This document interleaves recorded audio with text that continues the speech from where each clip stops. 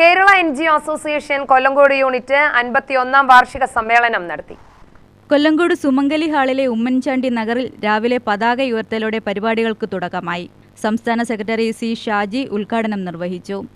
സുവർണ ജൂബിലി സമ്മേളനത്തിന്റെ സമാപനം നമ്മൾ തിരുവനന്തപുരത്ത് KC വേണുഗോപാൽ ഉദ്ഘാടനം ചെയ്തുകൊണ്ട് നടത്തി.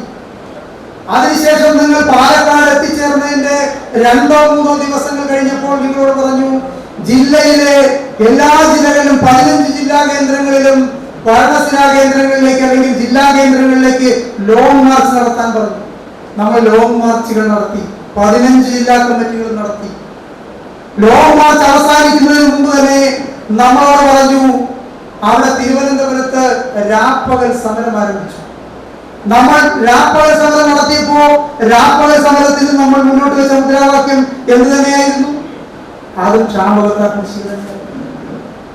ഈ രാപ്പകൽ സമരം എന്ന് പറയുന്ന ഒരു സമര രീതി സാധാരണയായി നമ്മൾ രാഷ്ട്രീയ പാർട്ടികൾ മാത്രമാണ് നടത്തി കണ്ടിട്ടുള്ളത്. ഒരു സിവിൽ സർവീസ് സംഘടനയുടെ ചരിത്രത്തിലാദ്യമായി രാപ്പകൽ സമരം നടത്തിയത് കേരള NGO അസോസിയേഷൻ ആദ്യമായി നടത്തി. Branch president Prajith V Nath അധ്യക്ഷത വഹിച്ചു. Secretary Firoz Unnikrishnan, AV Satheesh Kumar, V Satheesh Kumar, ജില്ലാ president N Joy, Gopidas, J Aneesh, Shanmukhan, Mumtaj Chellappa എന്നിവർ പ്രസംഗിച്ചു. 8 വർഷമായി ലീവ് സറണ്ടർ തടഞ്ഞുവെച്ചതും ഉത്തരവുകൾ ഇറക്കി സർക്കാർ ജീവനക്കാരെ കബളിപ്പിച്ചതുമാണ് സംസ്ഥാന സർക്കാരിന്റെ നേട്ടമെന്ന് സമ്മേളനം വിലയിരുത്തി. UTV news, Palakkad.